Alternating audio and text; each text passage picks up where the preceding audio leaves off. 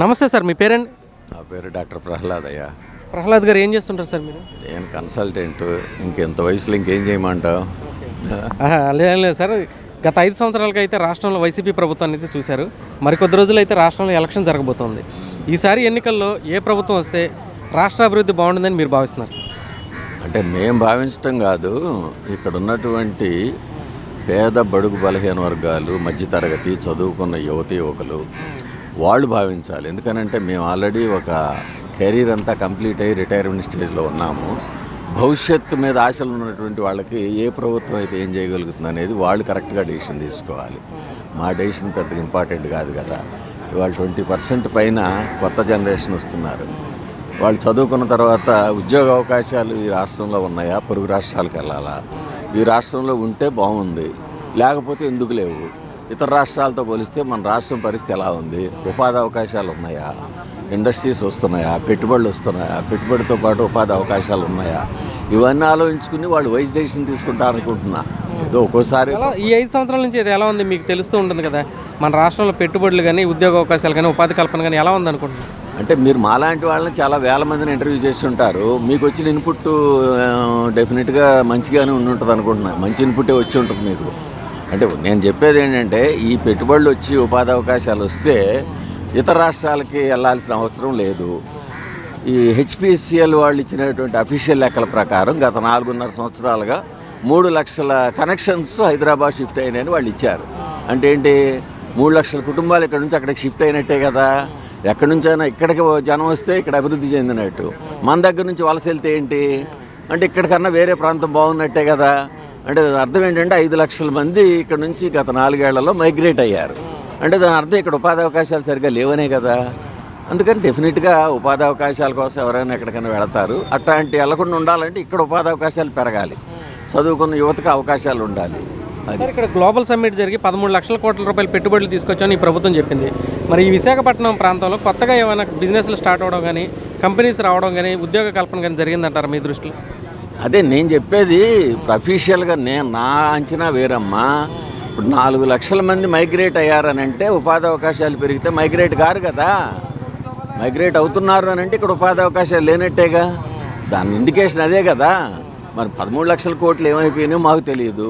నిజంగా వచ్చుంటే మన కంటికి కనపడాలి కదా. ఇక్కడ ఐటీ రంగంలో ఏమన్నా పెరిగిందా? టూరిజం రంగంలో ఎంప్లాయ్మెంట్ ఉందా? ఇప్పుడు ఇక్కడ లులు మాల్ కడతారని అనుకున్నారు, అది కట్టలేదు. దాదాపు ఒక 20,000 మందికి ఎంప్లాయ్మెంట్ అని అన్నారు. ఇట్లాంటివన్నీ ఉండుంటే డెఫినెట్గా యువతకు పనికొచ్చేది. మరి ఆ యువతకు అట్లాంటి అవకాశాలు లేకనే కదా బెంగళూరు వెళ్తున్నారు, చెన్నై వెళ్తున్నారు, హైదరాబాద్ వెళ్తున్నారు. అది నేను అనేది. సార్, ఇక్కడ విశాఖపట్నంలో గత 5 ఏళ్లలో జరిగిన ప్రకృతి విధ్వంసం మీద మీ అభిప్రాయం అండి? లైక్ ఇప్పుడు ఋషికొండకి గుండు కొట్టేశారు. యాక్చువల్గా ఉద్దుద్దు లాంటి తుఫాన్లు ఆపే ఇది వాటికి ఉంటుంది.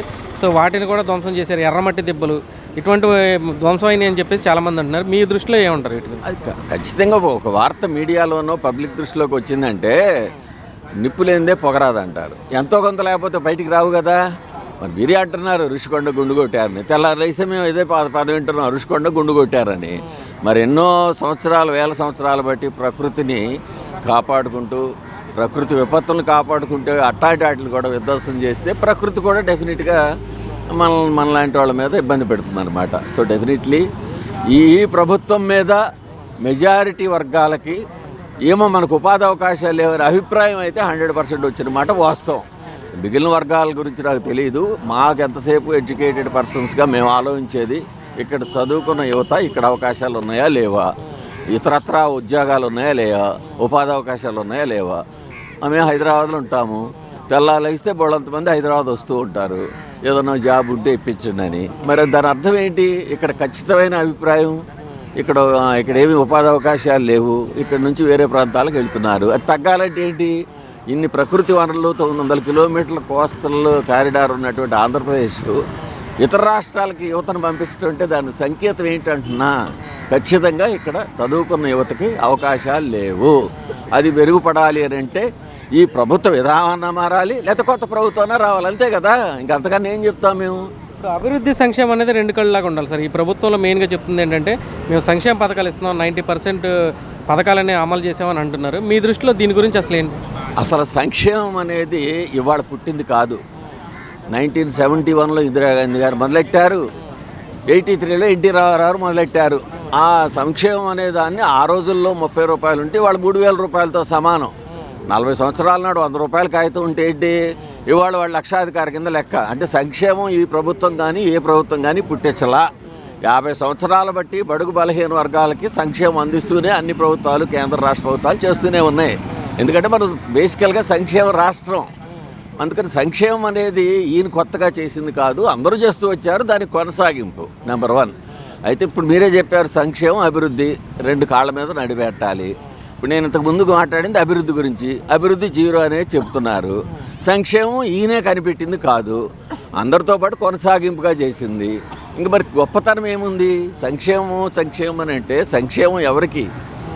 అవకాశం లేని వాడికి, మనం హెల్ప్ ఇస్తే చదువుకోగలిగిన వాడికి, హెల్ప్ ఇస్తే ఉపాధి అవకాశాలు పెరుకునేవాడికి సంక్షేమం పెట్టాలి. ఎవరు తప్పటో అది అందరూ చేస్తున్నారు. 50 ఏళ్ల బట్టి మన ఆంధ్ర రాష్ట్రంలో సంక్షేమం అవుతూనే ఉంది, అమలు అవుతూనే ఉంది. హెచ్చుతగ్గులు అంతే. ఆ రోజున్న మార్కెట్ ఇండెక్స్ ప్రకారం మొన్న 1000 రూపాయలు ఉంటే ఇవాళ 2000 అవుతుంది అంతే. అభివృద్ధి లేకపోతే సంక్షేమం ఉంటే ఏమవుతుందంటే అనేక రాష్ట్రాలు చూసాం, ఉత్తర కొరియా చూసాం, శ్రీలంక చూసాం. కేవలం సంక్షేమం మీదే ఆధారపడి, అంటే జనం మనం ఇస్తేనే తప్ప బతికేళ్ళ తీసుకోలేదు అనేటువంటి వాంఛ తప్పు.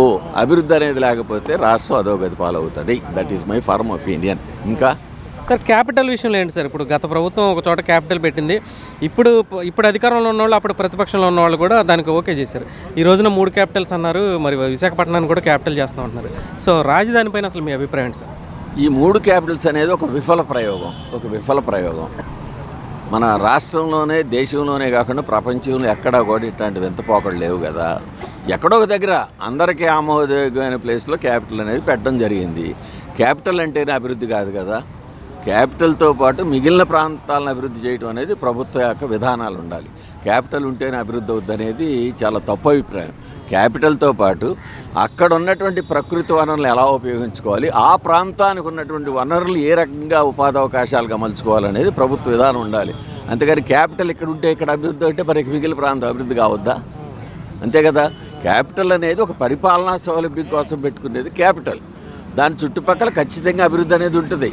బట్ దానికి అదనంగా ఏ ప్రాంతంలో ఏ వనరులు ఉన్నాయి, ఏ ప్రకృతి వనరులు ఉన్నాయి, ఏ మానవ వనరులు ఉన్నాయి, వాటిని అనుసంధానం చేసుకుని ఆ ప్రాంతానికి తగినటువంటి ఉపాధి కల్పన కల్పిస్తే ఆ ప్రాంతం యొక్క యువతకి ఉపాధి అవకాశాలు ఉంటాయి. అంతేగాని ఈ 3 క్యాపిటల్స్ 30 క్యాపిటల్స్ అనేది ప్రపంచవ్యాప్తంగానే విఫల ప్రయోగం. క్యాపిటల్ అనేది ఎప్పుడు కూడా central point, focal point, administrative పర్పస్కి. అంతేగాని దానికి అభివృద్ధికి సంబంధం లేదు. అమెరికా లాంటి దేశాల్లో ఎన్నో రాష్ట్రాలు ఉన్నాయి. క్యాపిటల్ ఒక చోట ఉంటుంది, ఫైనాన్షియల్ క్యాపిటల్ మరొక చోట ఉంటుంది. అలాంటి అనుభవాలు మనకు ఉన్నప్పుడు ఏదో క్యాపిటల్ని మేము 3 చోట్ల పెట్టామంటేనే అది తప్పుడు వాదం. అది సార్ యాక్చువల్గా విశాఖపట్నానికి ఇప్పుడు గతంలో ఈ ప్రభుత్వం ప్రామిస్ ఏంటంటే 25 మంది ఎంపీలు ఇచ్చే ప్రత్యేక హోదా అన్నారు, విశాఖపట్నానికి రైల్వే జోన్ అన్నారు. మరి ముఖ్యంగా ఈ విశాఖపట్నంలో స్టీల్ ప్లాంట్ ఏదైతే ఉంది, ఈ ప్రభుత్వం ఏమో ప్రైవేటీకరణకు కూడా వెళ్ళిపోయినటువంటి పరిస్థితి. సో ఇప్పుడు ఇక్కడ ఉన్నటువంటి ఎంపీలు ఎవరైతే ఉన్నారో, ఇప్పుడు పోటీ చేస్తున్న వాళ్ళలో ఎవరైతే పార్లమెంట్లో బలంగా వాణి వినిపించి ఈ ప్రాంతానికి నిధులు పట్టుకురాగలరని మీరు అనుకుంటున్నారు సార్? అది మనం కేటగరైజ్ చేయలేము. ఏ ప్రభుత్వం అయినా ఆ ఎంపీల యొక్క శక్తి సామర్థ్యాల మీద కేంద్ర ప్రభుత్వం నుంచి మనకు నిధులు రాబట్టే విషయంలో వాళ్ళ రోల్ ఉంటుంది. మరి వీళ్ళు గత 4.5 సంవత్సరాలు బట్టి మీరు చెప్పిన స్టీల్ ప్లాంట్ విషయం కానివ్వండి, రైల్వే జోన్ విషయం కానివ్వండి, ఇలాంటివేవి కూడా ఇప్పుడు ప్రస్తుతం ప్రాతినిధ్యం వహిస్తున్నటువంటి ఎంపీలు అంత ప్రభావవంతంగా కేంద్ర ప్రభుత్వం మీద ప్రభావం చూపించలేకపోయారనేది అయితే స్పష్టత వస్తుంది. అంటే మరి డెఫినెట్గా ప్రజలు ఆ అభిప్రాయానికి వచ్చినప్పుడు ఏంటి, ఈ ఎంపీ సరిగ్గా లేకపోతే ఇంకో ఎంపీని ఎన్నుకుంటారు.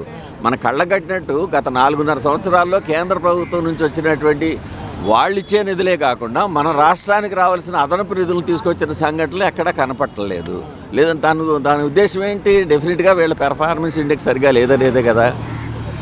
Public will take decision. Sir విశాఖపట్నంలో డ్రగ్స్ దొరకడం లేకపోతే గంజాయి ఇటువంటి ఎక్కువని అంటున్నారు. ఇప్పుడు రీసెంట్గా కంటైనర్స్ కూడా పట్టుకున్నాం అంటున్నారు. సో విశాఖపట్నం ఈ 5 సంవత్సరాలు ఎలా ఉంది సార్ పరిస్థితి ఇక్కడ? విశాఖపట్నం అనేది దేశంలో ఇతర ప్రాంతాల్లో ఉండేటువంటి వాళ్ళని కూడా ఆకర్షించేటటువంటి అద్భుతమైన ప్రశాంతమైన సిటీ. ఇంతసేపు మాట్లాడాను కదా, నాకు 45-50 సంవత్సరాలు బట్టి విశాఖతో అనుబంధం ఉంది. కానీ నేను ఉండేది స్థిర నివాసం హైదరాబాద్ అమ్మ. నెలకోసారి వచ్చి ఒక 6 రోజులు ఉండిపోతా. అంటే దేశంలో ఏ ప్రాంతంలో ఉన్నటువంటి వాళ్ళైనా ఇక్కడికి వచ్చి ప్రశాంతంగా గడుపుదాం అనుకునే వాళ్ళకి ఒక ప్యారడైజ్ లాంటిది వైజాగ్. మరి గత 4 సంవత్సరాలు బట్టి అయితే కొంచెం అది ఇబ్బందికరమైన వాతావరణం వచ్చిన మాట వాస్తవం. అది కారణాలు అనేది మేము చెప్పలేము. డెఫినెట్గా మాకు వార్తలు మీడియా ద్వారా కానీ సోషల్ మీడియాలో కానీ వచ్చేది ఏంటంటే ఇదివరకు ఉన్నటువంటి ప్రశాంతత ఖచ్చితంగా తగ్గిందనేది జనరంజకంగా ఉన్నటువంటి వార్త. Thank you sir. A media మీద